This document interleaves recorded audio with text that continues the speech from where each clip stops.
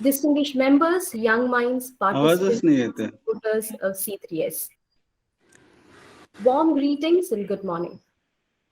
We extend a warm welcome to the special occasion of the release of the monograph titled Probable Sino-Russian Military Pact, Implications on India, written by Commodore Deshmukh and published by KW Publishers, New Delhi.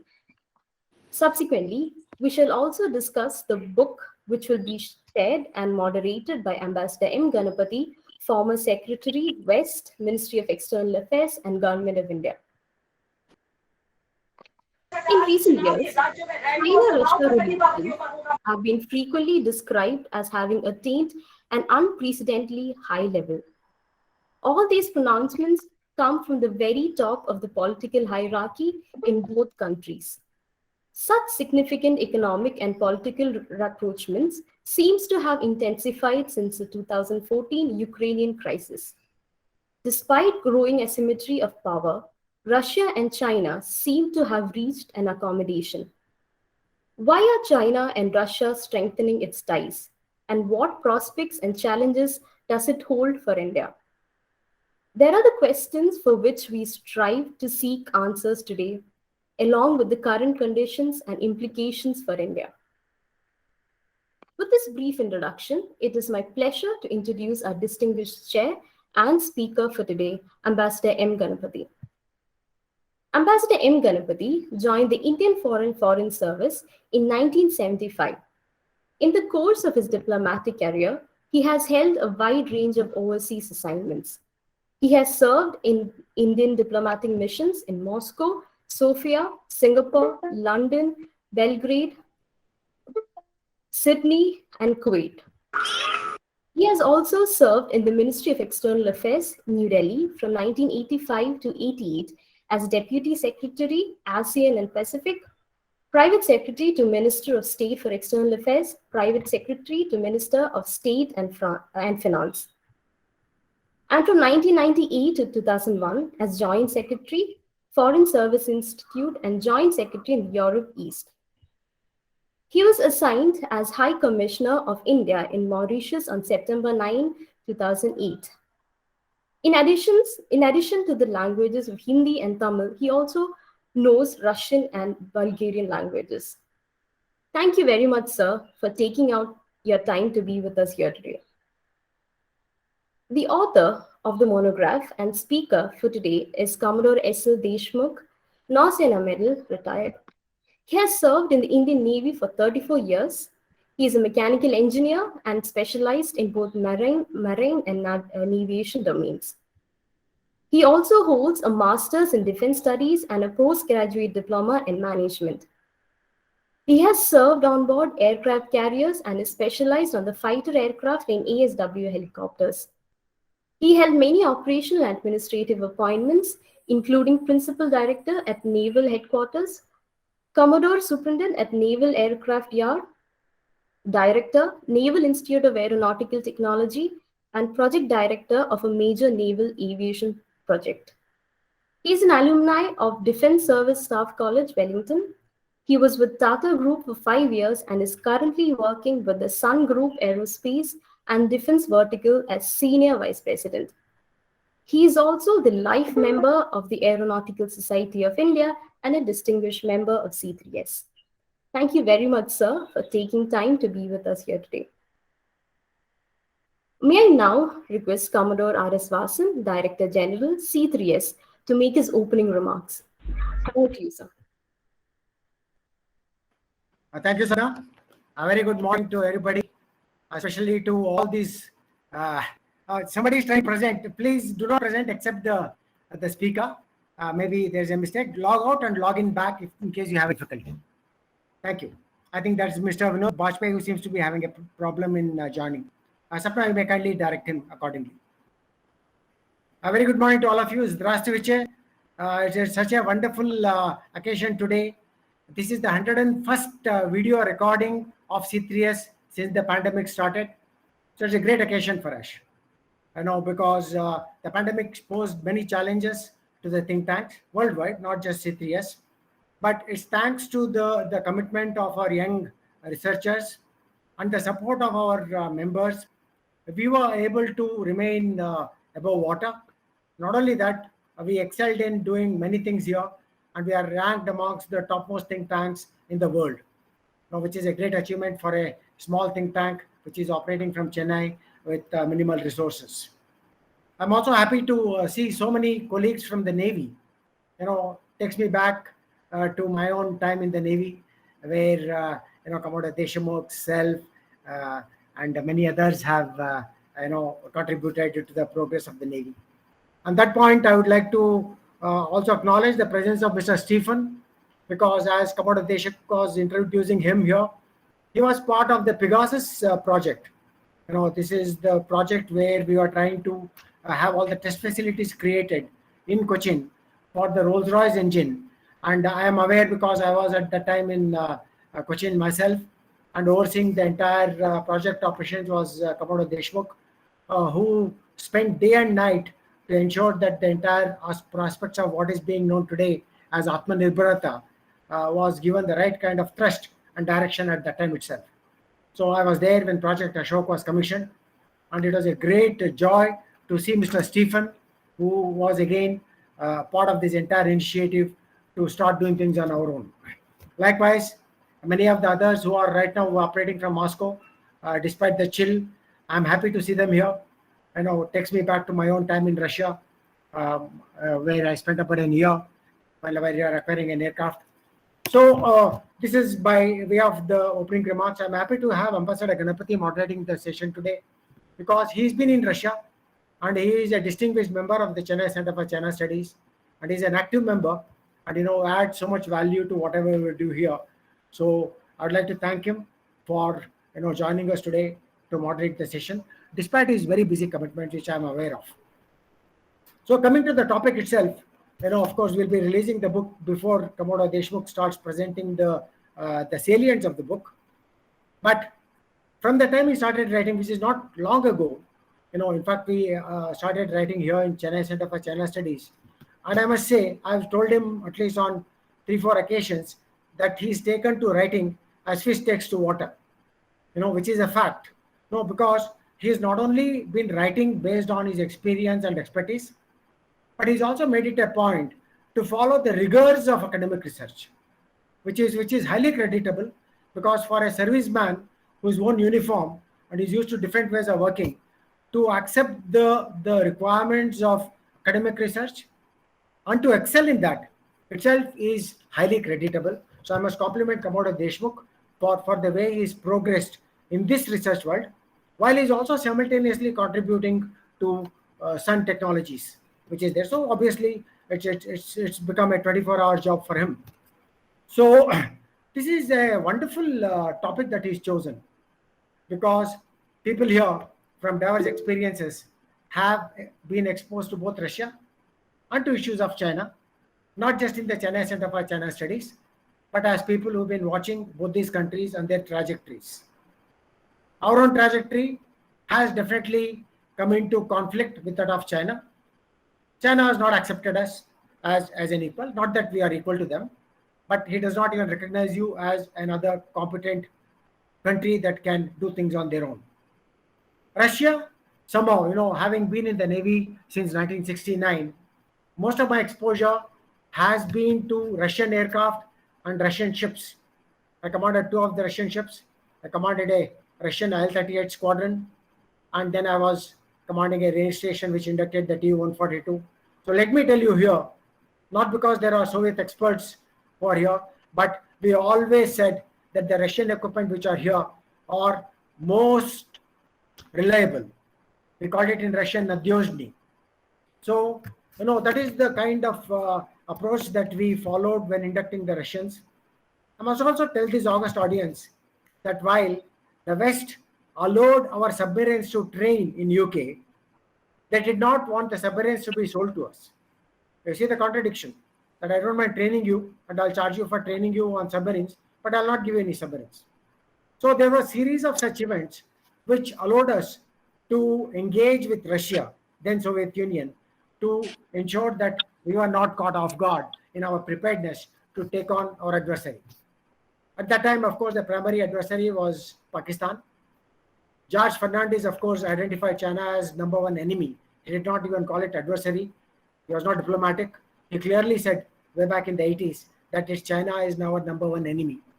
So these are the two contradictions that we need to look at when Commodore Deshmukh is trying to analyze the issue of probable Sino-Russia military pact and what are the implications thereof. We are a partner of Russia, a strategic partner, and we at least in the Navy and also in all the forces are very clear that a lot of our success in liberating Bangladesh, we owe it to Russia.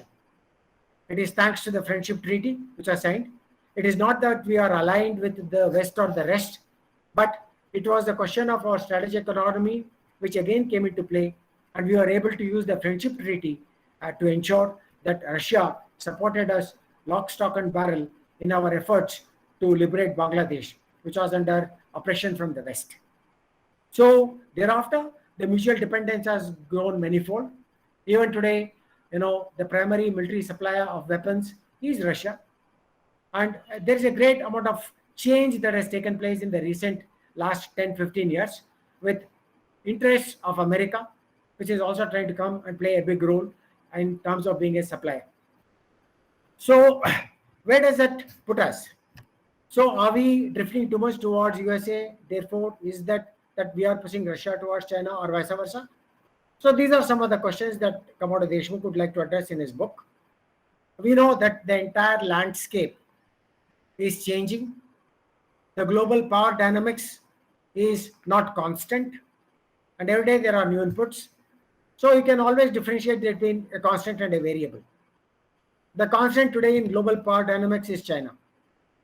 The variables are the other equations. You can call them quad, you can call this a counter quad, or you can call it AUKUS, whatever this is. So there are many of these equations, but most of this, if you analyze this threadbare, you'll realize it's related to China's growth and its aggressive behavior, not only it's in neighborhood, but in global governance. So this is where we perhaps have a big challenge in managing our partners, strategic partners from the past, and managing and balancing with new partners who also are inescapable to our own trajectory. We have decided that we cannot be dependent on the age-old, well-established supply chains of China. There is a realization around the world that we need to break away from this supply chain. But as the bilateral trade figures demonstrate of last year, the trade figures were 100 billion between India and China. This is despite the standoff that we have across the Trans-Himalayan borders, which only demonstrates that these supply chains that were established with decades of on the surface trying to integrate the global supply chains, China had a monopoly and continues to have a monopoly. So the efforts to dealing from the supply chain are only recent. It's 2 to 3 years old. While the talk has been going on, there are some serious efforts only now. So this is where we need to seriously look at whether what India is doing today is likely to push this alliance, a military alliance between China and Russia. I personally, professionally do not think that's going to happen, but I have my own reasons for that. But I would like to say that it's the job of an academician and also a person who is phenomenal experience in the field to look at these equations so that we are prepared for the unexpected. So this is where his work is of great relevance to us in terms of trying to understand whether there is such a possibility of a military collusion between China and Russia. If so, what would compel them to initiate this? It will definitely not be India. It's very clear that it will be because of what NATO does, or what USA does, or what Russia does in Ukraine. So these are some of the things, but yes, if it does happen, then we need to be prepared. Or if you want to be proactive, you have to initiate measures where you do not allow this to happen. So that is where our diplomats and our preparedness on the ground has a big say in how not letting things happen that are adversarial to your own growth trajectory. So I do not want to take the wind away from the sails of Deshmukh. There is a lot more that he has to say, but these I thought were some of the pointers that I would indicate so that we know that we have an intense discussion. I know that all the participants here have wide experience in different fields and they are subject experts, and we look forward to their interactive dialogue with the speaker after he presents his presentation. And as Sapna, who is the MC, has indicated to you, we try and have all the questions only in the chat box, because otherwise, because of the technological issues as well as the reason of not being able to conform to time limits, people may go out of time limits imposed. Therefore, I will request all of you to kindly post your questions only in the chat box, and thereafter we will have an intense session. Do not worry too much about the timings that are here. In case we feel that it needs to be extended by another 20-30 minutes, we will do so, because rarely do we get this kind of an opportunity to have people across continents, across time zones participating in an important discussion that's of great relevance as we look at the challenges in the coming decades. Thank you. Jai Hind. Over to you, Sapna, for the book release. Thank you, sir. We are at the much awaited segment for today, the virtual launch of the monograph titled Probable Sino-Russian Military Pact Implications on India, written by Commodore S. Deshmukh and published by KW Publishers, New Delhi.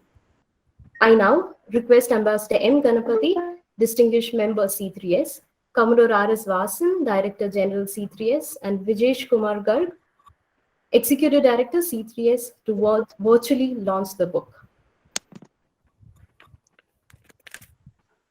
All the best, Deshmukh. Thank you so much, sir. A great honor. Sir, I'm grateful to C3S. Thank you so much. All the best. All the best. All the best. Thank you. SL, all the best. Thank you. SL, all the best. All the best, SL. Wish you all the best. All the best, Deshu. Thank you. All the best, sir. Thank you very much, sir. Congratulations. Congratulations, sir. All the best, sir. Congratulations and all the best. Thank you very much, sir. Congratulations, Commodore Deshmukh. Looks like we are celebrating a Red Letter Day 4 days before. Thank you. Now, I request Ambassador M. Ganapathi, Distinguished Chair and Moderator, to deliver the introductory remarks. Yeah, thank you very much, Sapna. Good morning to everyone. May I first of all, of course, congratulate the Chennai Center for China Studies for the 101st virtual discussion on screen. It's an amazing achievement. It's not easy, even though the virtual medium is today the norm, but to have 101 virtual discussions is no mean feat. Congratulations to Commodore Vasan and his team, Sapna, Bala, and everybody else. May I congratulate Commodore Shrikant Deshmukh for this wonderful monograph, which he has brought out today, Probable Sino-Russian Military Pact Implications for India. It's a beautifully crafted, beautifully written monograph, Commodore Deshmukh, and I enjoyed reading every bit of it. Of course, I'll, limit myself to speaking of a bit on India-Russia cooperation, Russia-China cooperation, and of course, where does Russia-China and India-China come into play? Going over to India-Russia and India-Soviet partnership, this was anchored, as we all know, as was remarked by Commodore Vasan, on the auspices of the 1971 Indo-Soviet Treaty of Peace, Friendship, and Cooperation. Of course, once the Soviet Union was dissolved in 1991 December, this treaty more or less became inoperational, despite the fact that the Soviet Union was the successor state. At the same time, once we had got our act together in terms of discussions with the Russian Federation, the successor state, a new treaty of friendship, peace, friendship, and cooperation was signed in January 1993. And in the preamble itself, it was clearly mentioned that this particular treaty, that is the 1993 treaty, would be a continuation of the 1971 Treaty of Peace, Friendship, and Cooperation. The major difference, of course, between the two treaties was that while Article 9 of the old treaty talked in terms of mutual consultations in the event of a threat and steps taken to remove that threat, the Article 9 was taken away as a separate article, standalone article, and brought to bear in Article 3 of the new treaty. The next important point in terms of our bilateral cooperation was in 1994, both India and Russia signed the Moscow Declaration on Protection of Interests of Pluralistic States. And one of the articles there is very significant because it says each country will respect their territory as constituted by law and as reflected in their respective constitutions. This was important from the point of view of the fact that this reiterated or brought Russia to recognize that the entire state of Jammu and Kashmir was Indian territory, because as constituted by law and as legally mentioned is a very significant thing. Not much is talked of for the Moscow Declaration on Protection of Interests of Pluralistic States, because I happened to be in Moscow in 1994. The next important step in the bilateral cooperation, of course, was the 2000 declaration, Indo-Russian Declaration on Strategic Partnership. Fortunately, I was Joint Secretary East Europe at that time, and I was privileged to anchor the Putin visit, so to say. But before that, a small remark again in terms of Putin. Mr. Putin visited India, or rather transited India, in 1999 October. And as the Prime Minister, when he was going from New Zealand to Russia, and the plane was landing in New Delhi at around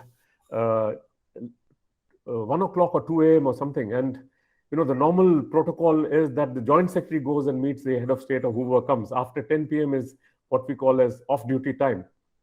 But we brought in a difference there. We had our National Security Advisor, Mr. Brijesh Mishra, visit the airport and spend not half an hour as was planned, but 2 hours in discussion.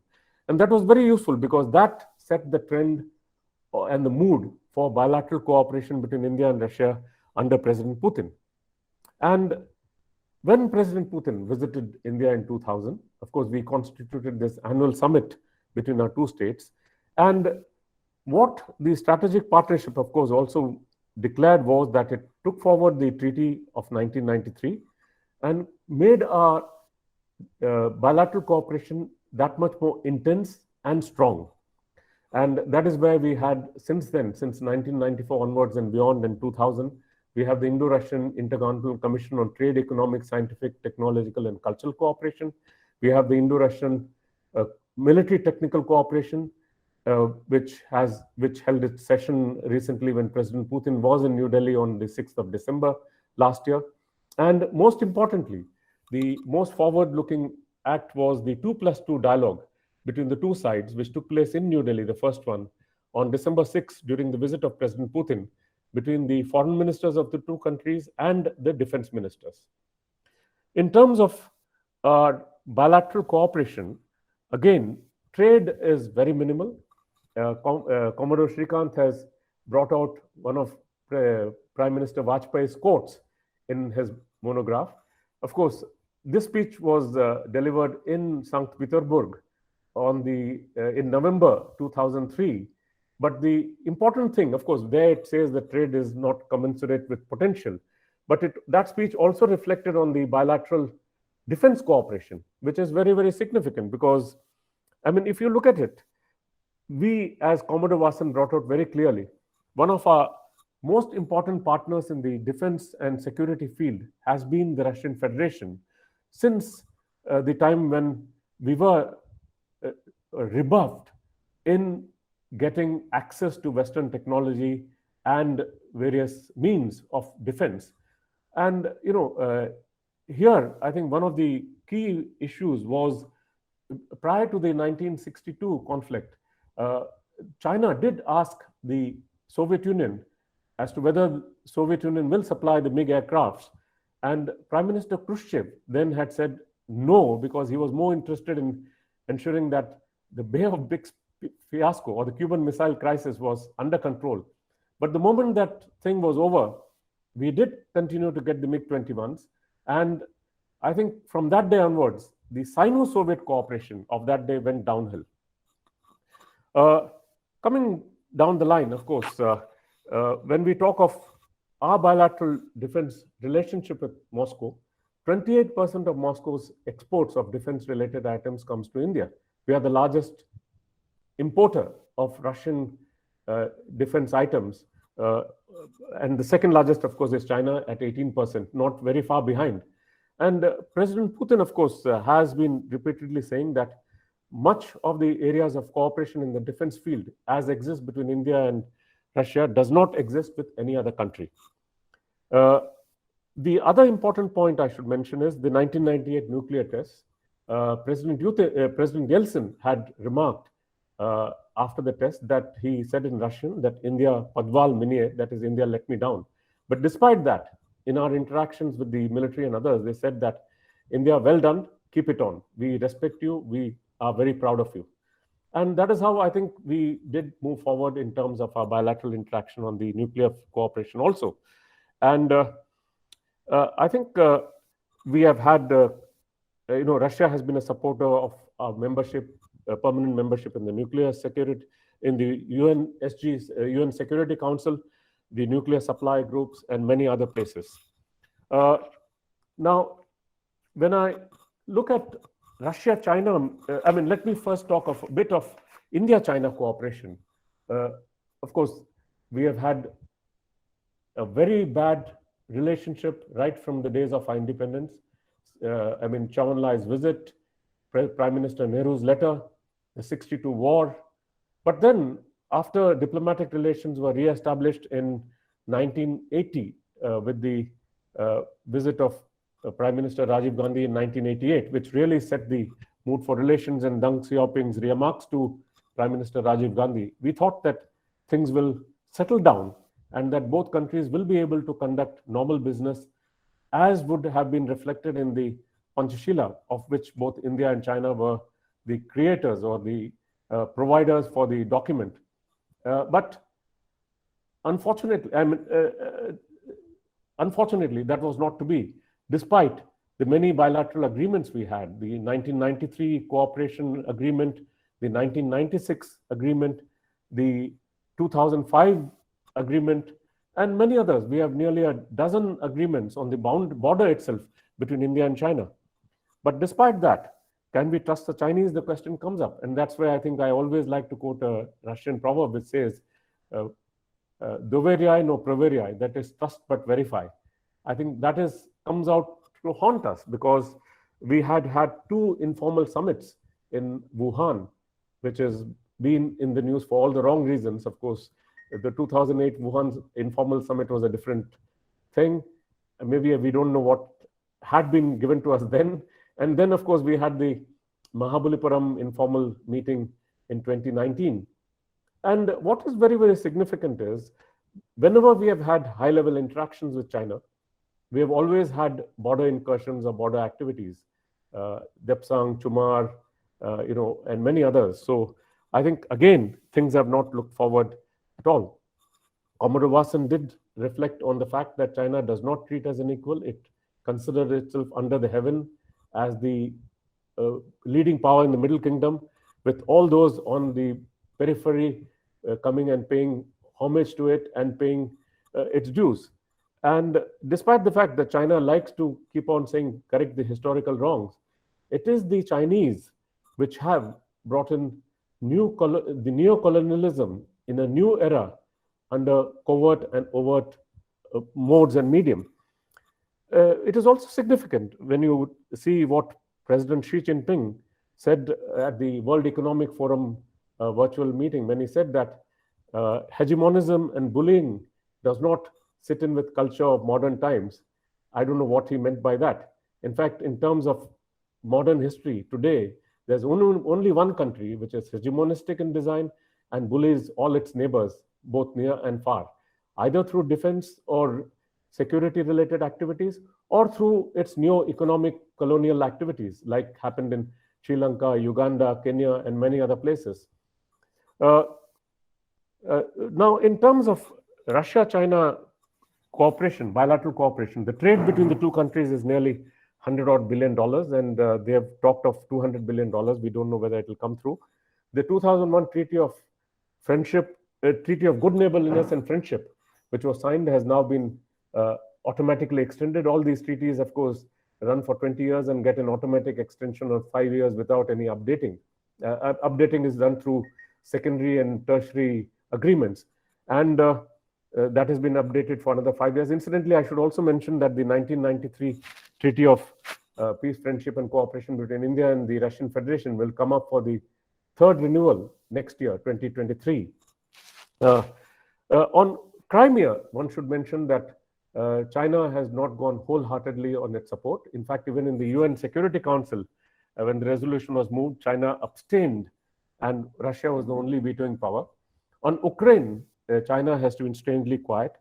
Significantly, I should mention that on Taiwan, Article 5 of the Russia-China Treaty of Good Neighborliness and Friendship unambiguously talks of Russia wholeheartedly supporting China on Taiwan and saying that Taiwan has no right to be independent and Russia will not support any of this.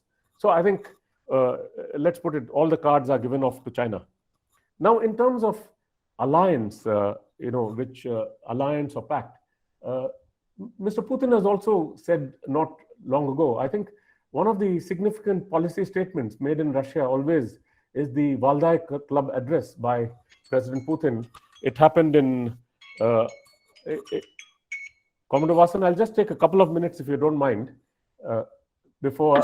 Sure, go ahead. I hope Commodore Deshmukh will bear with me. Yeah, please go ahead. Please go ahead, sir. No problems. Yeah, I was saying the Valdai Club is one of the most important forum where President Putin outlines most of the policies of the Russian Federation. So if in terms of recent statements, 19, 20 and 21, what is very, very important is he has been asked questions on Russia, China, whether there would be alliance. He has said no, but it could be possible in the near future. Wang Yi recently said that they have no alliance, but their cooperation is more than that of an ally, whatever that means. And Sergei Lavrov has been talking in terms of such a close cooperation, as they call their cooperation as comprehensive strategic partnership of coordination. I think the Chinese are very good at coining terms and phrases. So I think despite that, there is a lot of apprehension in Russia among the common minds on what would China do. Reverse engineering, the Far East, population, and most importantly, when you talk to not the leadership, but at the other levels, there is a sense of apprehension of what the PLA do. In fact, when you talk to the Russians on India, they say that the entire policy on India, towards India and China, is run by the PLA. And that is where I think it has been repeatedly said that you would never have peace on your border. So that is where we have to keep our eyes, ears open and our powder dry for any eventual activity which might arise. And of course, rivalry will continue. Now, what does happen in terms of Russia and China is Russia is driven towards China, perhaps because of the West's open antagonism towards it, despite Jim Baker's assertion in 1990 in his discussion with President Gorbachev then that NATO will not expand eastwards. And I think, it need not be written, but if a foreign minister says this to a president, and it has been publicly stated in the press also, it is going back.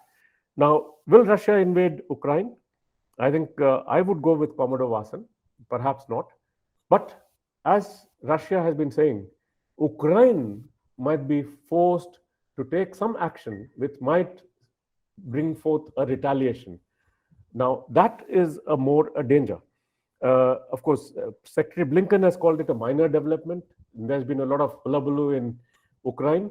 And President Biden has talked of very strong action against Russia.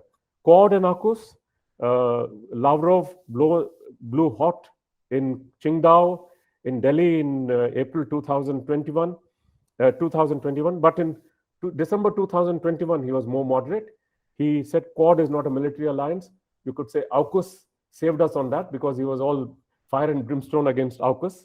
Kazakhstan is an issue which is there, but Russia would not like to allow Central Asia to veer away. So would Russia see Afghanistan as an area of great concern? And it is there. Of course, there's one interesting thing in one of the Valdai meetings, I think, where a Pakistani journalist asked President Putin on Pakistan's role in Afghanistan. He said, yes, I mean, in a long presentation, I think there was half a sentence on Pakistan. And he said, yes, Pakistan plays a role along with China and Russia. So obviously, I think Russia looks at Afghanistan with great concern. I think in terms of my last sentence would be in terms of a probable Sino-Russian military pact and its implications of India. It is exceptionally well presented in Commodore Deshmukh's book, monograph. I think one thing I should say, Commodore, is this subject deserves a book, not a monograph, because you can write 72 pages, and by the time you do your 72 pages, one is its time is overdone because every day is a new development, and it could go on to 1,000 pages. So maybe we look forward to a bigger tome from you on Sino-Russian military pact and its implications on India in a new era, maybe I can add, and let us see how that takes us. So congratulations once again, Commodore Deshmukh. Thank you very much, C3S, Commodore Vasan, Sapna, and Bala, and everyone else for the launch today.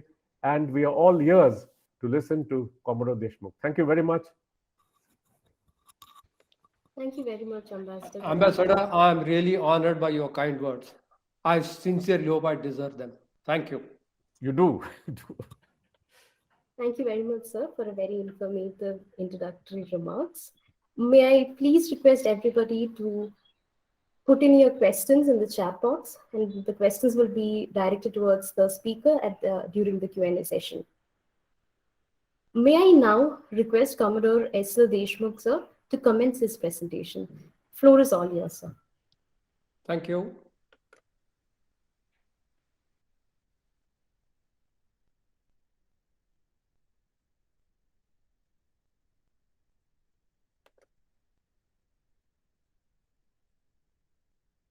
Is the screen visible? Yes, it is. It's visible. Sir, a very good morning to you all.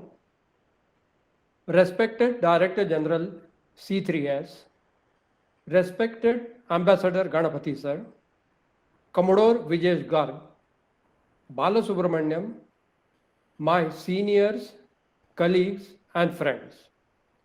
I am genuinely grateful to C3S for bestowing me with this honor. It's a pleasure for me to walk you through the exciting, but sometimes a rough and a tough journey I went through while writing this book. The journey's glimpses would be covered as shown on the slide.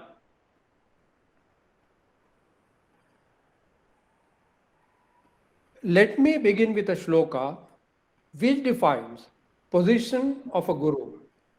Gurur Brahma, Gurur Vishnu, Gurur Devo Maheshwaraha, Guru Sakshat Parabrahma, Tasmai Shri Gurave Namaha. Our Sanatan Sanskriti clearly defines the exalted position of Guru in our lives. Thanks to C3S, I have a galaxy of my gurus and mentors present here today. Dr. B.N. Jaju, my professor for engineering college, my mentors from Indian Navy, Commodore Vasan sir, my mentors from the corporate world, Mr. Kamesh Gupta from Tata and Mr. Sivakumar from Sun Group, my mentors from the literary world, Commodore Vasan, Dr. Srinivasan and Dr. Dua, my colleagues, Admiral Bansal, Admiral George, and of course, my supporting family, Sujata, Anirudh and Anagha. I would like to thank all of you for bringing me where I am today. I would like to point out to all young researchers here today that we need to be clear in our minds that whatever we may achieve in life, still there is a lot for us to learn, and we must remain students with a burning quest for learning. Then the great mentors will find us positively. That has been my humbling experience. Now coming to the book, news about China's nefarious incursions in the eastern Ladakh genuinely rang the alarm bells in my mind because of their spread, depth, and repercussions. As we all know, China had started blocking India's traditional patrolling positions since early May 2020. In addition, China also unfairly started blaming India for changing the status quo on ground, a charge which was rightly and vehemently refuted by India. Despite China's initial efforts to find an amicable solution, China continued with its clandestine activities, and in mid-May 2020, the Chinese side attempted to transgress the LAC in various areas of our western sector of Indo-China borders. This certainly created considerable tension. Thereafter, the two sides engaged in deeper discussions through the established diplomatic and military channels for addressing the situation arising out of Chinese activities on LAC. But China's incursive activities still continue. The provocation finally resulted in the bloody skirmish in Galwan Valley in June 2020, alarming the world. The situation created further tension and had a potential to disturb the peace and stability not only on our land borders but also in Indo-Pacific and Indian Ocean regions. India was hopeful that India's traditional friends would see through the China's designs and unambiguously condemn the undesirable activities. India's long-standing friend, Russia, did issue a statement in June 2020, post the Galwan clash, stating that situation was alarming and it hopes China and India will resolve the conflict, obviously hinting at a bilateral effort. This guarded statement was certainly disconcerting and rang the alarm bells in many Indian minds. Thus, a pressing need for finding the reasons for such guarded response from Russia was felt, and the seeds for this research, which ultimately serves as a foundation for this book, were sown in my mind. Right in the beginning, I realized that there were many aspects, and that too of various hues, which would need to be examined to decipher Russia's refrain. Some of the important reasons were attributable to the global situation, in that the flutter created by forced exit of Russia from G8, NATO's activities in Ukraine, global opposition to Russia's Crimea annexation, various economic sanctions, probably forced Russia to look for an ally to offset the adverse effects of these issues. And China was there with its open arms. Then the economic situation. Russia's economy, as of many other countries, was affected by the pandemic situation, and China's investments assumed a greater importance. Further, there had been appreciable downturn in Russia's weapon exports, and Russia would certainly like to recover the lost ground. The proposed joint development with China may play a role here. The security situation. Russia also felt unhappy about the unfolding imbroglio in the Indo-Pacific region. Next, the issues related to the image building. Here, Russia did not like erosion in its global standing. It wanted and certainly wants a tangible and a rightful role in the global geopolitics in general and Indo-Pacific region in particular. Requirement for China's support in this quest would be inevitable. India's leaning towards USA, a general perception which gained ground was India's increasingly close relationship, which made its Indo-Pacific policy completely in sync with that of US to the discomfort of Russia. The Quad effect, the Russia also has not been happy about this too. A lot has already been said about this in the media. The book examines all these factors to build a logical narrative about Russia's compulsions. It would now be appropriate for us to see the factors related to China which may have accelerated its closeness to Russia. There were global isolation due to COVID-19. This has been and is one of the major irritants for China. China has been denying its culpability about the origin of the virus, but the world probably knows better. China also found India to be an obstacle in its vaccine diplomacy. The shift of supply chains, the pandemic situation, and the trade war between USA and China triggered a supply chain shift from China, India also being one of the recipients.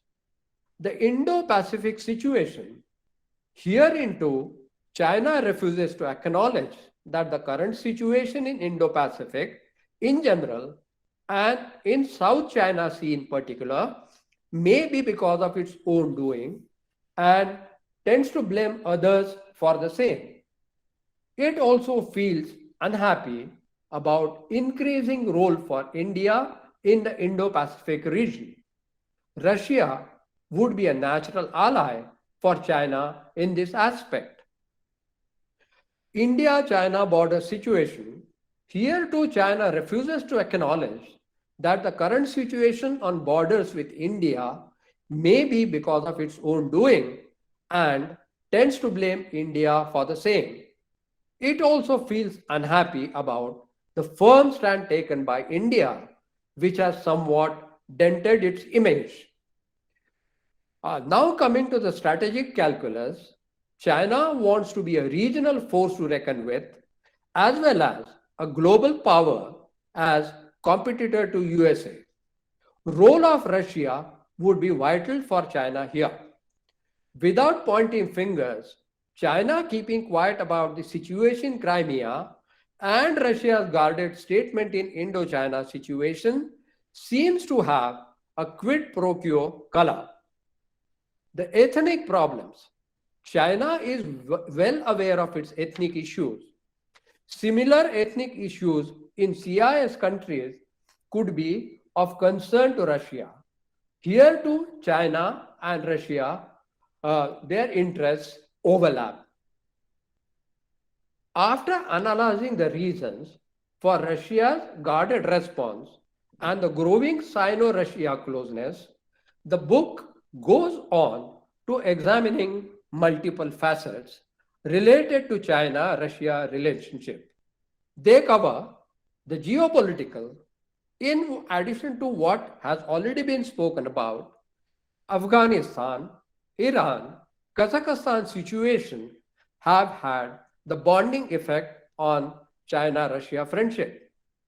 The economic and trade, the oil and the natural gas trade, and the other investments in Eastern Russia are of importance to Russia for the obvious reasons. The defense joint manufacturing is also of importance.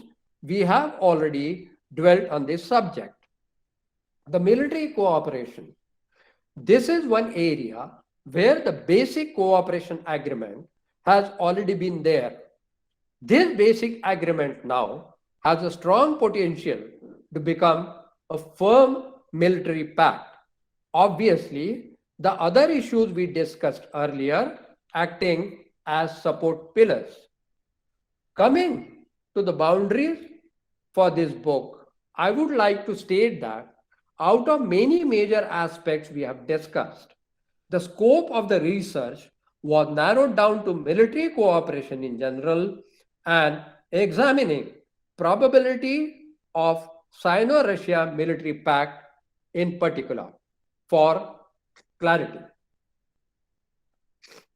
I realized that the possibility this particular pact could have the serious impacts on the global situation in general and on India in particular.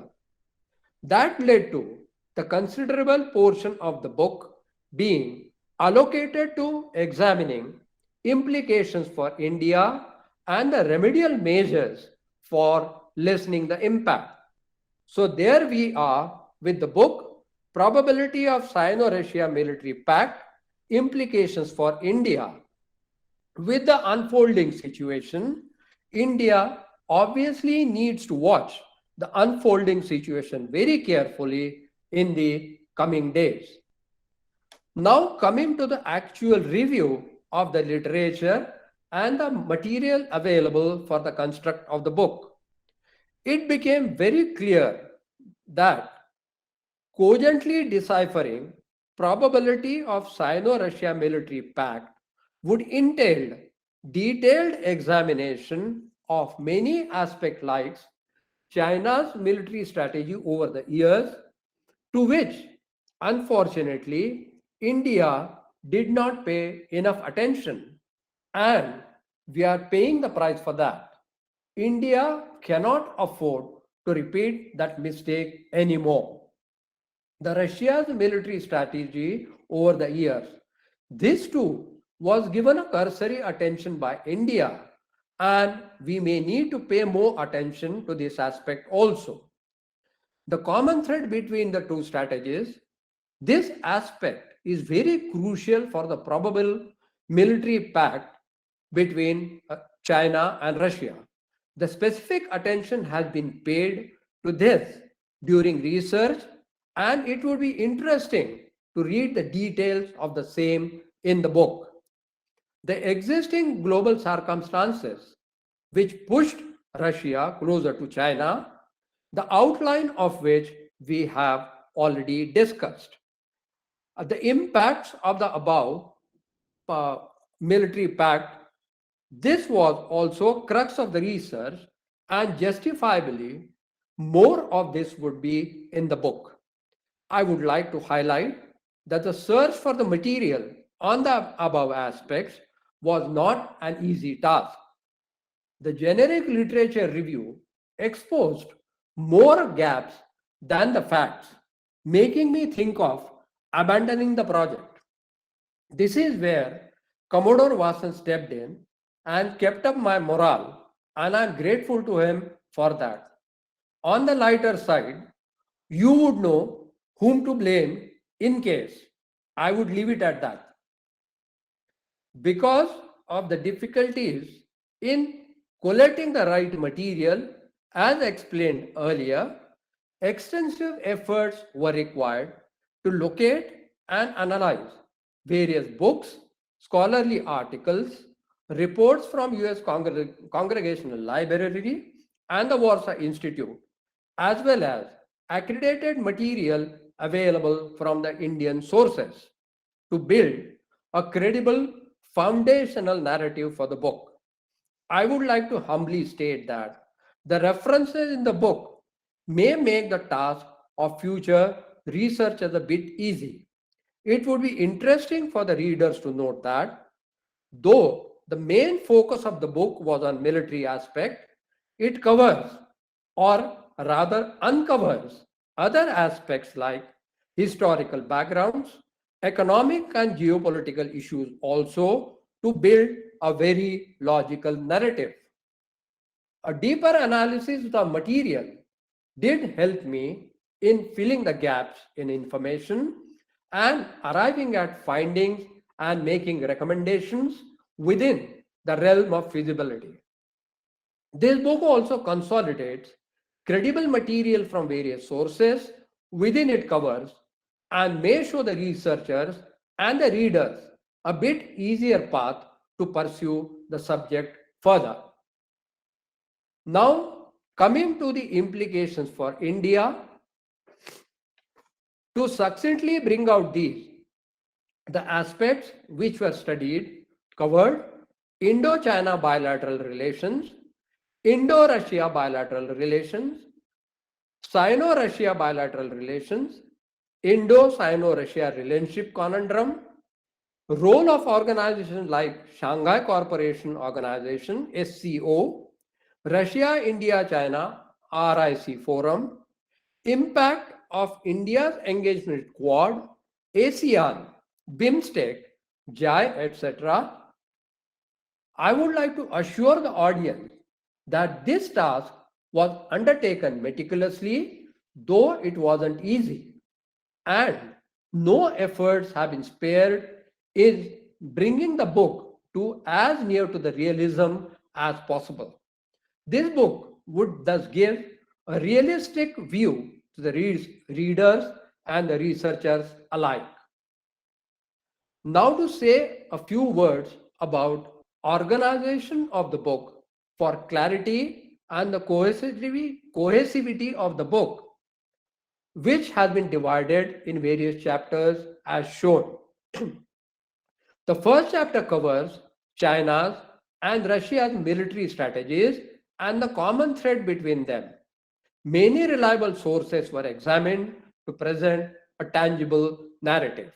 The second chapter, Sino-Russia Strategic Partnership and Probability of Joint Military Pact, delves on various for and against arguments, examining them thoroughly to arrive at a realistic finding, not an easy task. Moving on to the implications for India, this entailed examination of vast information, separating grain from the chaff, and present a realistic view. For your information, this task was by far the most difficult. The chapter dealing with the assessment of impact brings out the seriousness based on the analysis carried out in chapters A to C, which have been shown on the slide. It also suggests mitigative actions required to be adopted by India to protect its own national interest. The book also recommends some important action to keep Russia on India's side. To cite an example, India needs to remind its trusted friend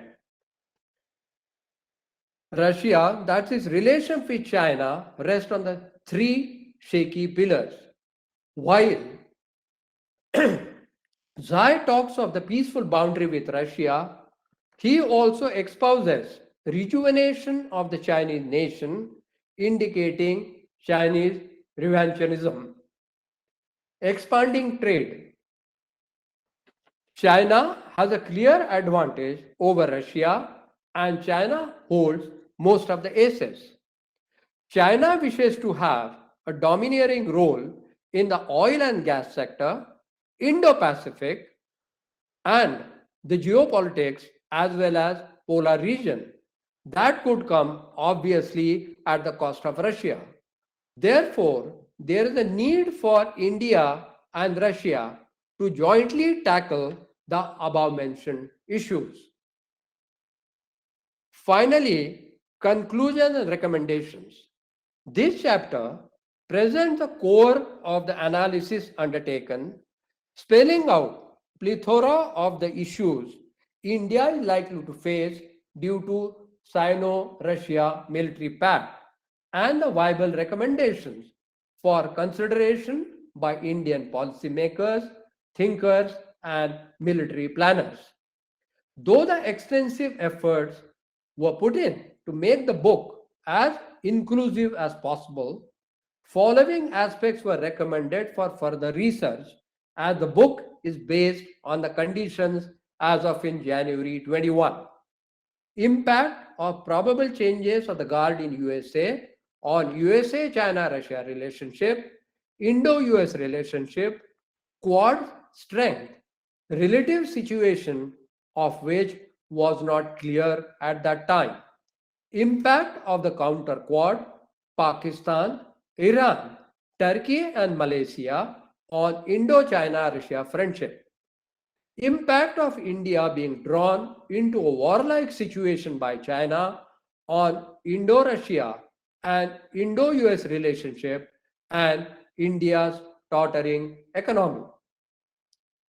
Constraints faced by India due to the internal strife and the political wrangles. To briefly address the above issues, we have added a postscript to the book to make the issues clear. I sincerely hope that this consolidated narrative would give the readers a satisfying experience and would be of help for other researchers.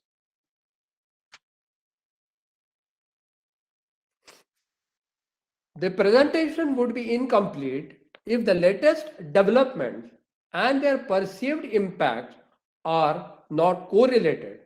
First, US's withdrawal from Afghanistan and the related issues have created a power vacuum in Afghanistan and China has rushed to fill it. Russia too has considerable interest in Afghanistan. China and Russia have displayed a common thinking on this.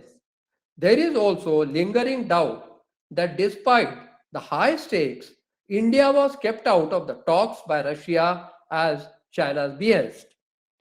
Second aspect related to signing of AUKUS Security Accord. This is likely to change the power equation in the Indo-Pacific. China and Russia have already criticized the move. A combined strategy on this may not be ruled out. The events indicating strengthening of Quad, both China and Russia feel that the Quad is against their interests in the Indo-Pacific. Both have openly criticized the Quad activities. What action would flow from their side needs to be watched. Australia, Japan, Security Pact. Here again, China has expressed its angst. It has been reported that Chinese state media has criticized the Australia-Japan Accord, insisting it clearly targets China and further accelerates the confrontational atmosphere in Asia-Pacific region. In this regard, SCMP has commented that Japan-Australia defense deal could add fuel to China-US rivalry. With this conundrum boiling, certainly Russia cannot be far behind from joining the fray. With that, some sigh of relief for you all. I am coming to the conclusion of my presentation. I would like to conclude by saying, from the analysis, it could be said that the possibility for Sino-Russia military pact is quite high. This military pact has potential of making a global geopolitical impact. The pact would also have serious implications for India. It will affect India's situation on the borders, its ties with Russia, its geopolitical equation with the littoral countries, and its global standing. India, therefore, needs to be cognizant of these impending impacts and initiate risk mitigating measures on priority. India also must do the tightrope walk to balance its relations with both USA and Russia to safeguard its national interest. The book has recommended many viable measures for consideration by the Indian policymakers and the military planners. Finally, I would like to humbly request the august audience to procure a copy of the book from the KW publishers online from the link which has been shown on the slide. Kindly note that the proceeds from the book would go towards nurturing the young researchers by C3SI and carrying out essential China related research. I would be grateful for your humble contribution toward this noble cause. Once again, my compliments and thanks to C3S and the KW publishers for making this happen, and sincere thanks to Ambassador Ganapathi sir for his kind remarks and moderating the session. I would be happy to take on questions if any. Thank you for patient hearing. Jai Hind. May God bless us all. Thank you very much. Thank you very much, sir. Now we move on to the question answer session. Participants may kindly post your questions in the chat box.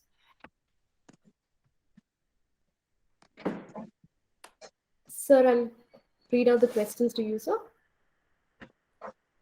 Question from Balasubramanian C. The first question is to Ambassador M. Ganapathi, sir. What will be the nature of Sino-Russian ties in the post-Putin era?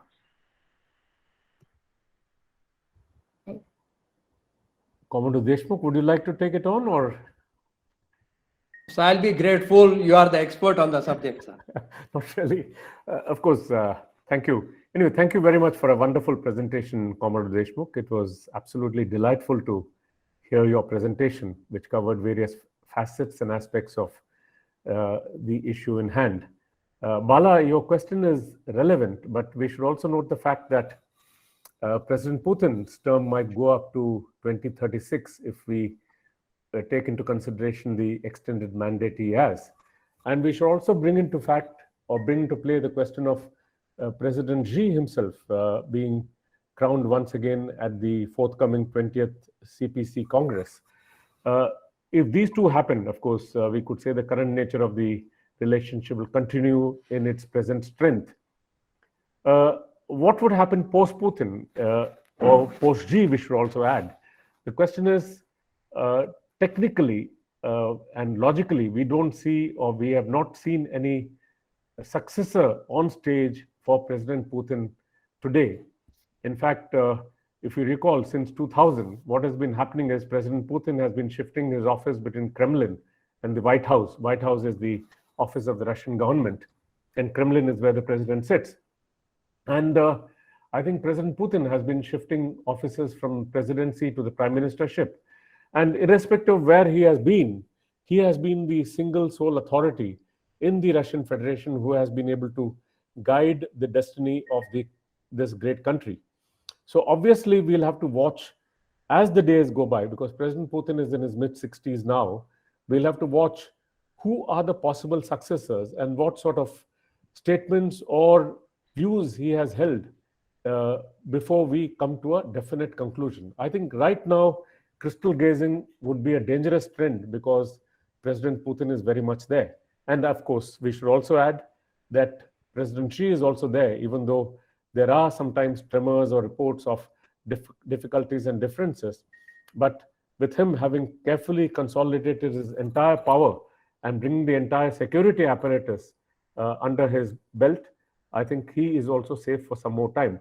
This, of course, makes things complicated from India, from Xi, but keeps the Indo-Russian relationship on an even keel with President Putin being there.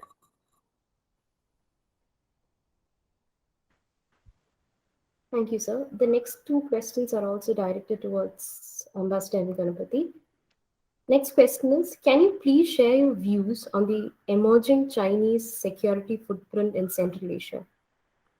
Isn't it very unfair? I thought the book was Commodore Deshmukh's and not I'm just a moderator.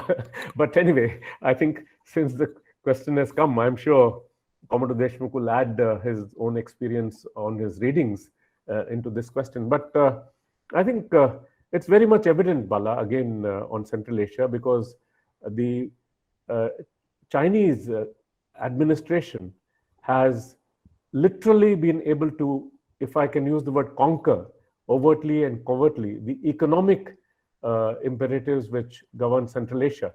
And that's where the alarm has been set in the Kremlin, because Kremlin definitely would not like the Central Asian countries to slip out of its grasp, come what may.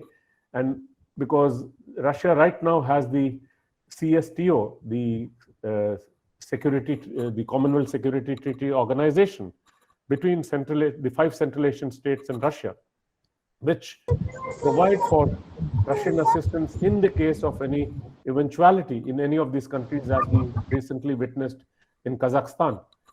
Talking of Kazakhstan, this is where the Belt and Road Initiative emanated. In fact, the 2013 speech of President Xi Jinping.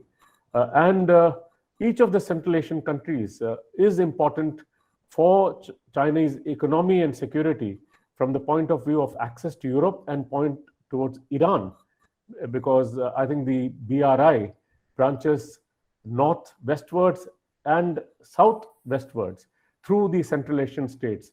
So for China, I think you take security is very important there, and Xinjiang, not to see the Chinese security dilemma in Xinjiang and the heavy-handedness with which it has been keeping the Xinjiang people under its thumb and boot.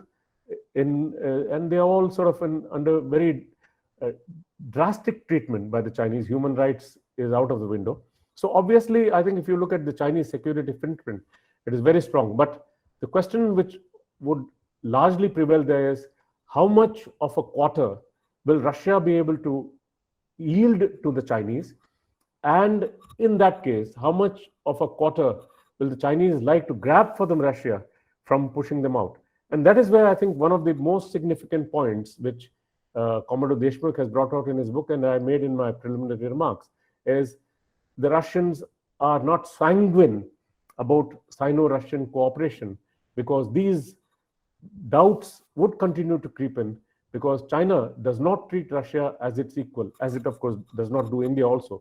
It says that it is equal only to America, and tomorrow it will like to overtake America also. Sir, with your permission, may I add something, sir? Yeah, please. Thank you.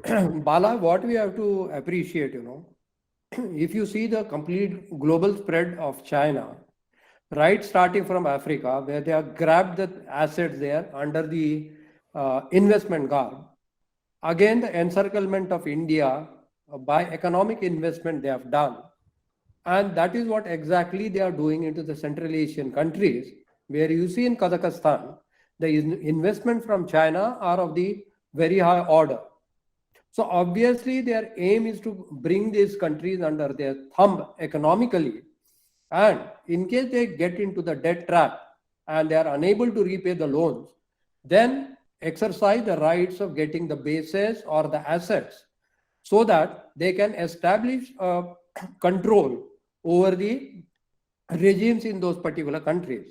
So as Ambassador Sir has brought out, there is this lingering fear in the mind of Russia that the China's main aim is to have the hegemonic attitude prevailing over most of the countries, wherein the Russia should be subservient to the Chinese interest, and that is unlikely to happen, because Russia by itself has got its own hold in the CIS countries, which it would not like to go away, and they also would not like to let go their interests in Afghanistan, Iran, and the Middle East. So these are the issues what we need to keep in mind to see how the Central Asian role will be jeopardized by the Chinese hegemony and how far Russia will tolerate it. That's what I wanted to add to what Ambassador had said. Thank you so much. Thank you, sir. The next question. Ambassador, you had mentioned treaties between Russia and China in your introductory remarks.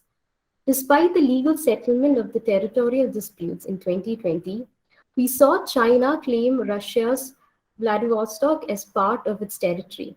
What all these show and signify?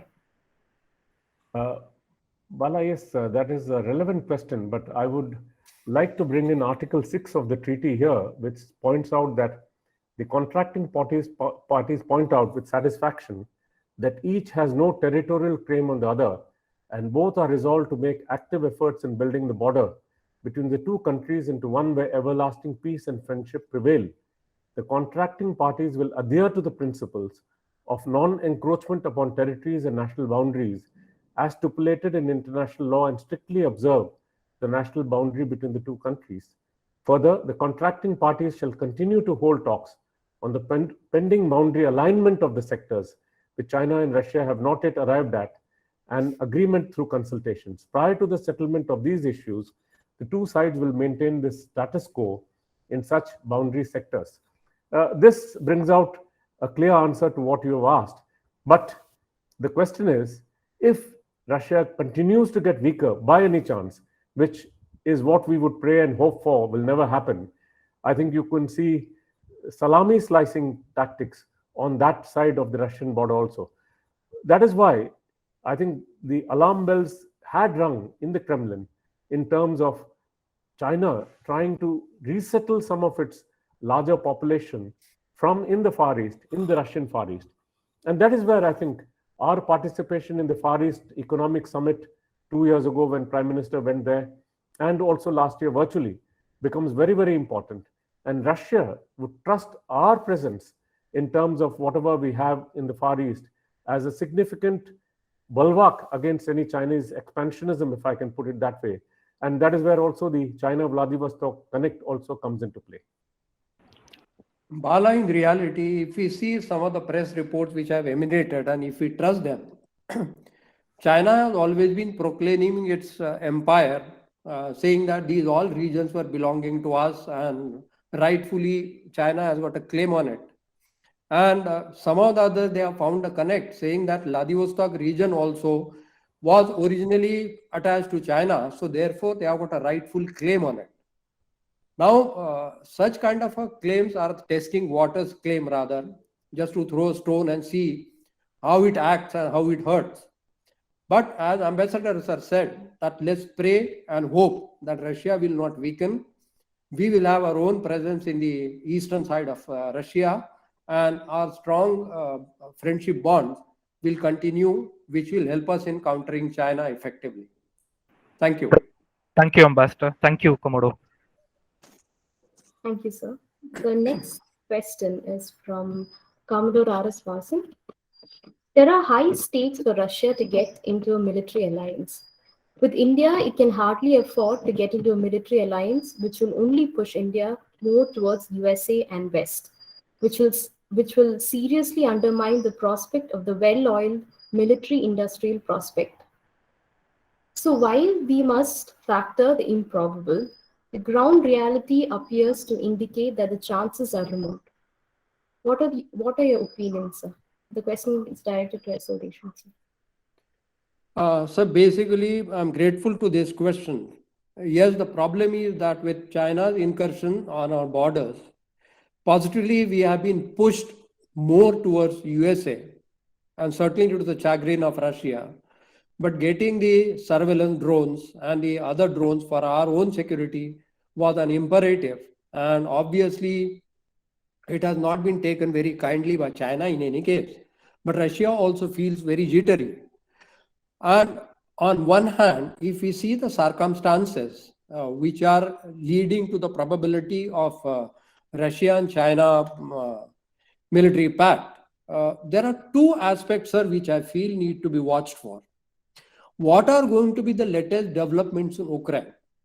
In case that development is quite serious and there is a warlike situation in that area and NATO intervenes big way that side, obviously it's more going to be a situation for the China-Russia military pact.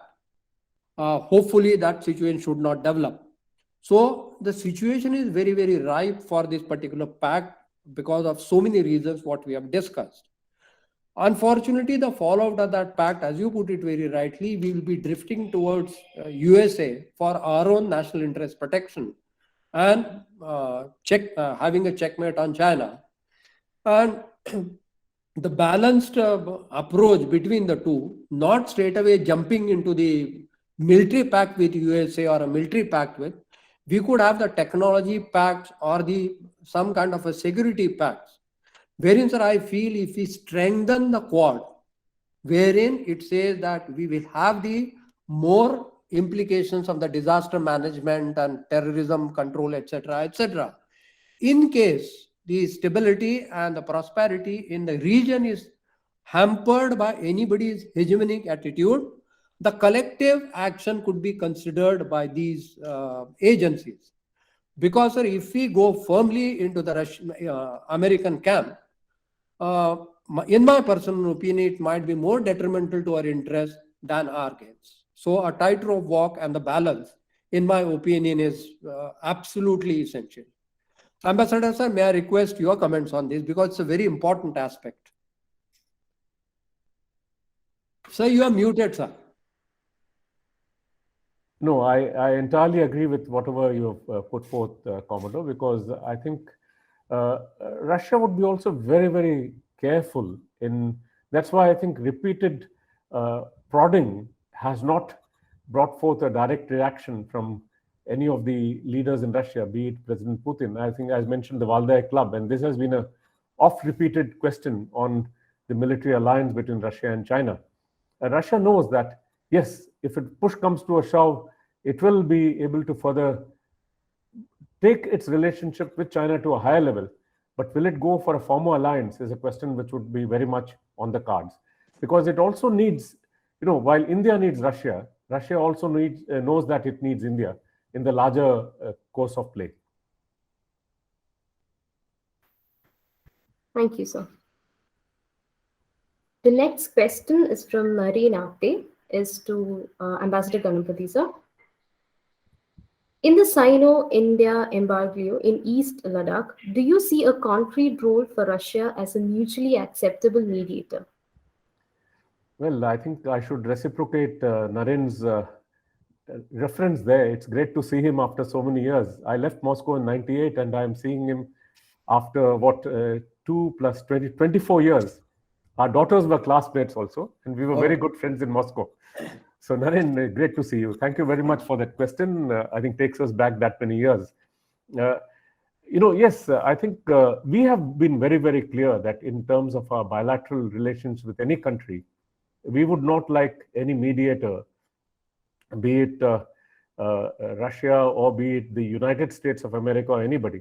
But what does happen is in high-level discussions, when we have prime ministerial visit or presidential visits, these issues are discussed threadbare, and we do talk to them as to how we can tackle this bilaterally and through various other means. So I think definitely, I don't think getting Russia in as a mediator or any other country would help us, because this is an issue which we will have to tackle bilaterally with China, and we will have to tackle it because today, whatever be it, yes, we may have been taken by surprise, and despite the fact that we have been watching various developments vis-a-vis China, I think on a preparedness level, I think we are holding the upper hand, as the army chief had also not long ago mentioned, and also as the others have said. Of course, one of the things we did do wrong was to hand over to de-escalate or disengage from the Kailash heights, I think, but otherwise, I think we hold the cards better. So I don't think, Naren, to briefly answer your question, we would expect Russia even to propose itself as a mediator, because Russia knows our views very well. And this has been the case with Russia on every other aspect where we have had. But we do talk about these things at various levels with the Russian Federation and our other friends also. But thanks again, Naren, to see you. Thank you, sir. The next question is from P. Shankaranarayanan. It's an open question. Either SL Deshmukh sir or Ambassador M. Ganapathi can answer. The question is commercial business or business interest or strategic partnership, which is a priority to Russia? Is it okay for me to answer that, sir? Yeah, go ahead. Shankar, basically, Russia obviously has its own economic interest, which were more of the dependence on the military hardware exports. So obviously the economy plays a role in the stability of a nation in any case. So that aspect is important. But we have to understand and appreciate that if the country is secure, then only the economic interest will be secure. If the country is invaded and it's in doldrums from the security angle, the economic interest will be subservient to everything else. So first of all, your own security and your own protection of national interests becomes absolutely important. The first priority is your own protection as such. So if the Western world keeps pushing Russia hard to an extent that it comes to a breaking point, then obviously if its back is against the wall, it will straight jump into the strategic alignment with whomsoever it feels will be helpful to them. So from that angle, the strategic importance takes precedence over the economic interest. But if all situations remaining neutral, if security is guaranteed, then the economic hegemony and the economic war will always take precedence over everything. Ambassador, sir, your comments, sir. Thank you. No, thank you very much, Commodore. Just two quick points. One is, when we talk of strategic partnership between any two countries, like in terms of the Indo-Russian partnership, when we signed the declaration on strategic partnership, it had various points, political, economic.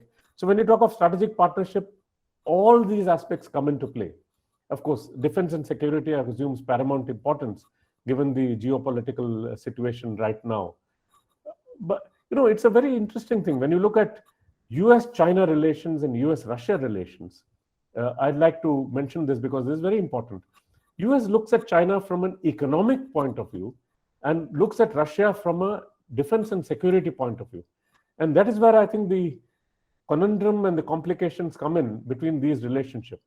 But finally, when defense and security are threatened, there is no doubt economic and other parameters will be overridden and given a go-by, because defense and security of the nation and its sovereignty would be paramount. The next question is from Vidyadhar Ghul.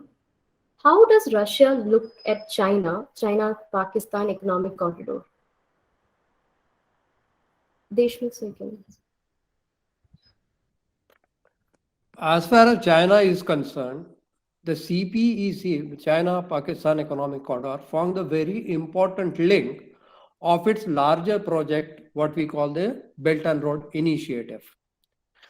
CPEC has got a major link for China because China is always in a perpetual syndrome of Malacca Straits, because most of the oil and other imports of China, they pass through Malacca Straits.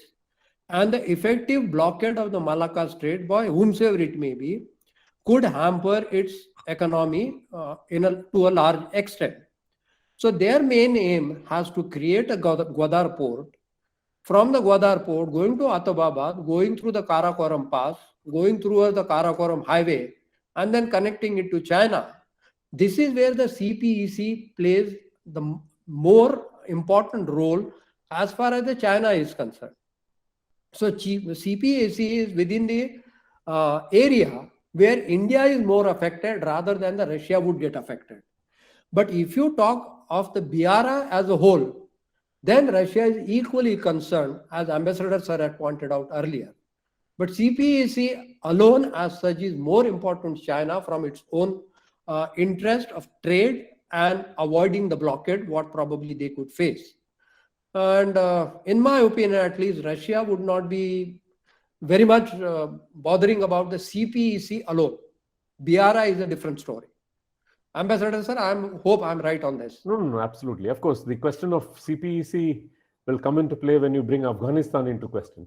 Correct. I think that is where the Russian factor brings in, because Central Asia, it has a shadow, it throws a shadow on Central Asia, and what sort of security and economic implications it will have. So Russia would watch and monitor the situation very, very carefully and see how it evolves. Of course, there's one important point. In fact, Russia was trying to have joint exercises with Pakistan in Pakistan-occupied Kashmir. And we had to really tell the Russians to be careful there. And Russians, of course, deferred to us. Thank you. Thank you, sir. The next question is from Colonel Hariharan. The question is directed to both Commodore S.L. Deshmukh sir and Ambassador M. Ganapathi. So, are you aware, as you're aware of the Ukrainian situation is nearing boiling point, and Russia has indicated its red lines in Ukraine to both NATO and USA. China is likely to support Russia at an opportune time. Ukraine is one of the important defense suppliers for India. What are your thoughts on Indian stand in such a contingency? So may I take on that, sir? Yeah. Colonel, sir, basically, Ukraine has always been a major defense supplier as far as India is concerned, right from the critical gas turbines down to the various components. But the stakes what Russia has in Ukraine are very high, and the push which the Western countries have been giving to the Ukrainian demographic or other democratic government and all that, that particular push has been threatening to Russia, because if the NATO lands up in Ukraine, obviously you are having the enemy sitting right on your borders, which Russia is not going to appreciate. So if Russia is pushed to the brink by the NATO countries, coming to the place where it is going to be a absolute war, it's going to be that Russia will not let go. It has to protect its interests, and it will do everything to do that. Suppose we equate the situation that tomorrow we are pushed to a brink by China, we are just not going to go down on our knees and say, okay, thank you very much, this all is yours. We are going to fight tooth and nail and say, sorry friend, it's my territory, it's my well-being, I'm not going to give it up. So in the same way, Russia is not going to give up so easily. And Russia's preparations for this particular eventuality has been going on for some years now, because it appreciated that the situation could really hamper their security. So, in my opinion, Russia is well prepared to fight this eventuality if it is required. And as far as India is concerned, if Russia takes over Ukraine, Russia has been our partner for so many years, supplying the defense equipment and all that. The relationship should continue as it is. Okay, there might be some discord for a little while or disruption for a little while, but it will come back online. But in case NATO realizes its folly and it doesn't push far too much and the status quo remains, then the things will continue as it is. But the stakes are quite high, there is no doubt about it. Ambassador, sir, your opinion, please. Thank you. I think, thank you, Commodore, that was good. Just a couple of quick points in the sense that one is, will NATO boots come on ground? I think no, nobody wants, Americans definitely would not like American troops to fight in Ukraine. Yes, Russian red lines are there, Colonel, as you rightly say. On China likely support, I think China will play hardball. I think what China would again do is not come out openly in support of Russia. It will abstain again. The test will come out. For me, the larger worry is the test if it comes to the United Nations Security Council. If Russia would go ahead, Russia will veto. China will abstain. I don't expect China to definitely vote for nor vote against. It will abstain. My worry would be what India would do, because India is in the Security Council for another 11.5 months to go. 11 months and literally 9 days precisely. What we would do is we would be very careful. Yes, between Ukraine and Russia, for us, Russia is a far more important partner. You know, I remember when I was Joint Secretary East Europe, I used to have this balance to play between Russia and Ukraine. I had a lot of difficulties with the Ukrainian ambassador. But for us, I think in South Bloc, Russia came first. So I think that is where it will be. But maybe if it comes to it, would we vote with Russia? I think we would abstain, but we would make our stand clear to Russia in the margins in our bilateral discussions as to why we did. And also in the United Nations Security Council, in our explanation of vote, we will say why we abstained. So I think that is where it would be. But we'll have to keep on watching the situation. And as I remarked in the opening stages itself, as on ground, I don't think the Russians are going to go into Ukraine unless the Ukrainians lob a few grenades, and this is very well possible. We'll have to see. And would Russia go into entire Ukraine? Definitely not. It will only go into eastern Ukraine, Donbass and other areas. and that would be it. Crimea, of course, for all practical purposes, was Russian territory, and it had to come back to Russia, and that is what Russia did. Of course, that also was, Russia was pushed to do it because of the Western position on various factors. And that's where the Baker-Gorbachev meeting comes into play. Thank you. The next question is from Subramanian Sridharan. After the Galvan incident, China requested Russia not to supply S-400 Trident system to India, which Russia refused. This clearly shows that China would exert pressure on Russia in the latter's military matters with India. At the same time, the animosity between the US and NATO with Russia is pushing Russia's relentlessly closer to China. Since 70% of India's existing military hardware is of Russian origin, is there a possibility of India's military preparedness being dealt a disastrous blow by China? Basically, sir, we, as you yourself have said, that when China did put pressures on Russia to not supply the S-400, Russia did they declined completely.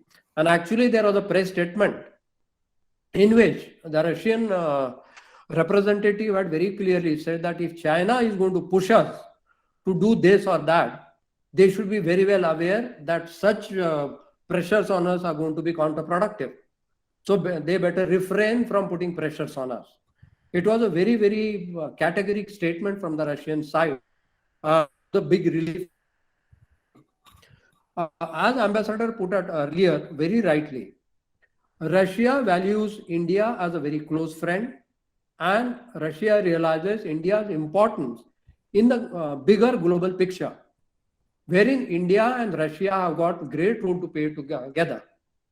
Therefore, Russia would like to maintain its friendships with India, and Russia also knows that tomorrow, if they have to have a common counter to China, it is India and Russia who will be able to play that role. So obviously, Russia, even though will get closer to China, it will not jeopardize the friendship with India as such. And fortunately, the Indo-Russia relationship have been so close and so time-tested that I do not feel Russia will do anything deliberately to jeopardize India's defense or economic interest, or suddenly say, I'm not going to supply defense equipment, or I'm not going to supply the spare, I'm putting sanctions on you. I very much doubt it. So even though Russia may move closer to China, I feel that Indo-Russia friendship will continue on the even keel as it is now. But certainly India needs to do a little more to strengthen these bonds, is what I personally feel. Ambassador, sir, I will request you to kindly give your comments on this. No, thank you, Commodore Deshmukh.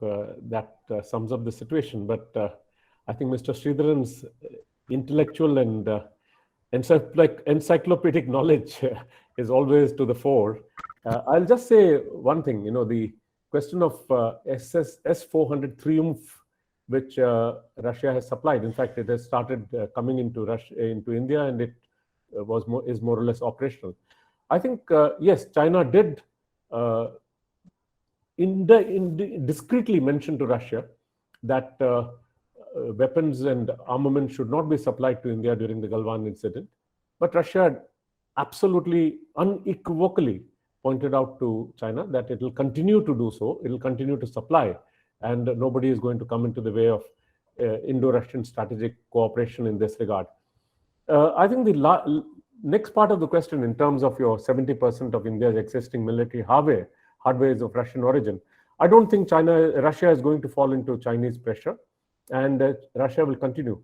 Because we have to also note the fact that in 1999, during the Kargil incident, we did get all the equipments we needed from Russia without even an iota of delay. And interestingly, I think we had Defense Minister Rajnath Singh in Moscow for the Victory in Europe Day celebrations when these issues were on. And I think his intervention with Russia also gave us the unambiguous reply that India can rest assured that there'll be no break. And we hope, I think we can only hope, as they say, hope is always the permanent question of a prayer, or a wing and a hope is what we always live in. that there will be no going back by Russia on supply of crucial military hardware to us ever, despite whatever pressure it comes in. Of course, we have to also keep monitoring what happens across the Atlantic in terms of CAATSA and many other things. Thank you, sir. The next question will be the last question. Due to time constraints, we won't be taking up any other questions. The question is from Commodore Vijesh Kumar Garg. The question is directed to Commodore S.L. Deshmukh, sir. So China and Russia have disagreement on issues of climate change. Will these issues affect the probable military pact between them? Commodore, basically, to put it in simple terms, how much China really bothers about economic issues, climatic issues and environmental issues, I've got genuinely my own doubts. There is little more and it is doing whatever best it can. But close ties between Russia and China getting affected by the climatic issues or the environmental issues is very, very remote. Frankly speaking, the situation is currently so bad because if we see the global picture, how many friends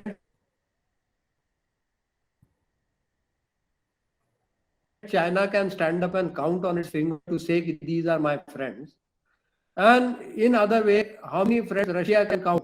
So if we see the cooperation between the two is of mutual interest, that will continue. I don't think the climatic issue will play much role into it as such. Ambassador Ganapathi, may I request Can I add points on this? just one point? I think, of course, China would like to run with the hound and hunt with the hare, hunt with the hound and run with the hare, not the other way around, Commodore Garg.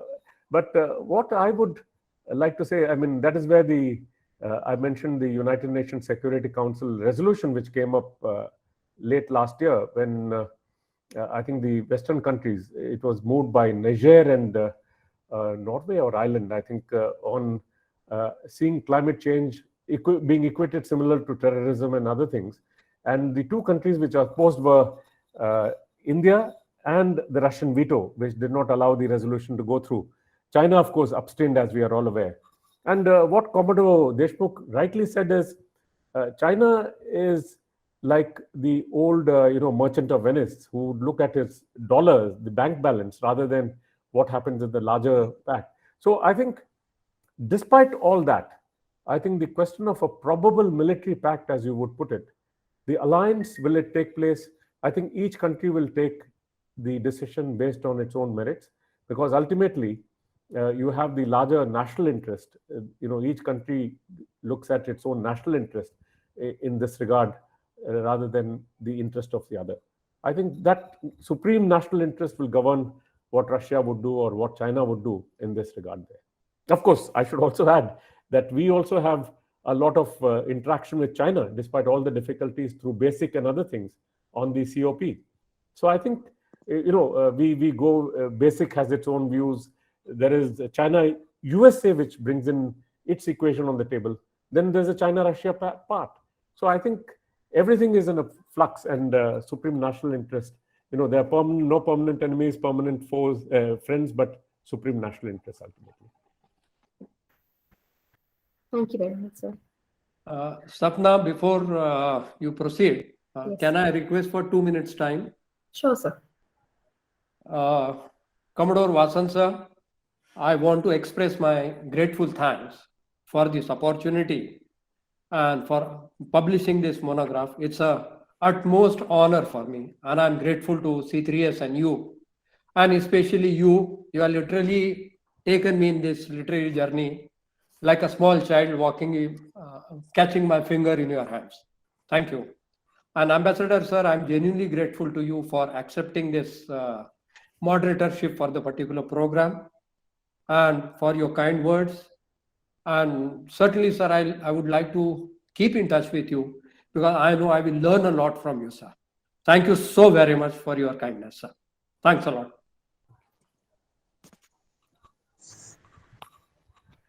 Thank you very much, Ambassador Ganapathi. and Commodore S.O. Deshmukh sir for answering all the questions very patiently. Now, I would like to request distinguished chair to share his concluding remarks. I think there's no concluding remark because we have all talked it over. But I just had 2 points to make, if I might.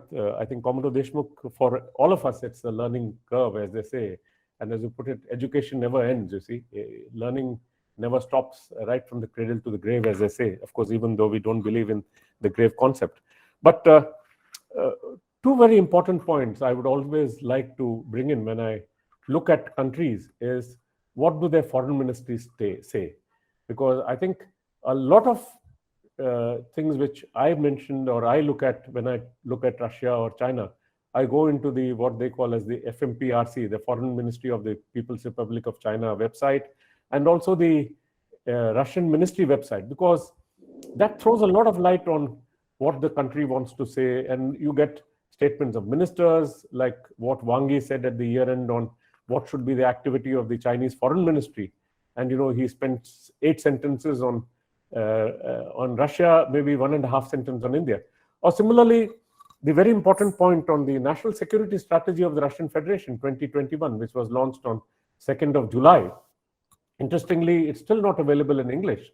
But if you look at the Russian version, which I read, and compare it with the 2015 national security strategy, the 2015 Russian national security strategy had China in 1 sentence and India in another sentence. But the 2021 brings both of them into 1 sentence and say we should have our relationship with both of these go like this. So, first on PRC and then on China.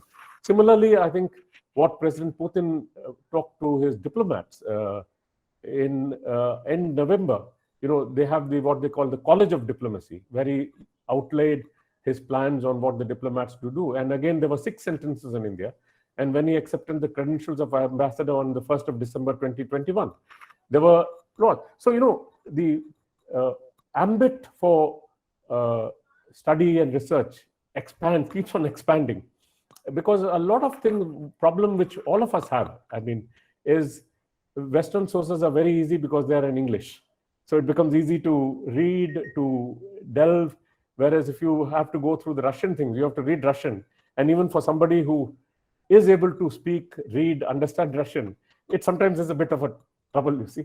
But let me conclude by saying there's a wonderful book, and I hope, as Commodore Deshmukh beseeched us to do, procurement of this would go on, because it not only helps us understand an important aspect of our own foreign and security policy vis-a-vis our neighbor and our own important strategic partner, but also allows us to unravel the many mysteries which condition today's global politics. Congratulations again, Commodore Deshmukh, and thank you very much for Commodore Vasan, Commodore Garg, Sapna and Bala for making this possible. Thank you, and success to the 101st virtual meeting. Thank you.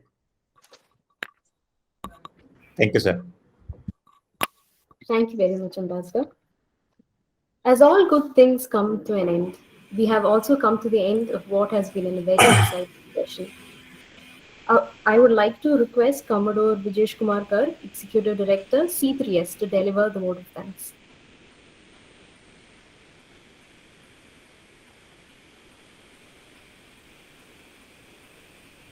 You are muted, Vijesh. You are muted. Kindly unmute yourself. Thank you, Sapna. Today we had a very interesting discussion on the monograph written by Commodore Deshmukh, and we had a very interesting discussion by the moderator, Mr. Ganapathi, and there were so many questions which came on. A very interesting scenario when your own long-standing friend becoming closer to your own enemy number 1. It has to be studied and see what impact it can have on us. I think can't be better situation than this to study this way. I'd like to thank Ambassador Ganapathi for accepting this request to moderate the session and answering all our issues with this long experience. Thank you so much, sir. Thank you. I'd like to congratulate and thank you, Commodore Deshmukh, for the very lovely presentation about this monograph, bringing out the issues and taking the questions head on, as you always have been from your naval days. Soldier never retire, he only remain alert and change the attire. You proved that, sir. I'd like to thank all the distinguished members, serving, retired, bureaucrats, diplomat who joined us today in this session, all the young minds and other participants. The number went to almost 68, 69, the very large number. 73. 73. The book is fantastic. I have gone to last 2 days. I recommend everybody to go through it at least once. It opens the horizon of what is been happening around us. I mean, forgetting my duty, I don't thank my team of Balakrishnan, who despite having high fever and cough, is present and was told to keep quiet and be in the conference. And Sapna taking over the reins. As military, we say, as it happened in Galwan, the commanding officer went down and the 2IC took over. Today, Sapna took over the command. Sapna, well done. And thank you so much, both of you, for taking the whole show and putting it up. Thank you very much, everybody. Jai Hind.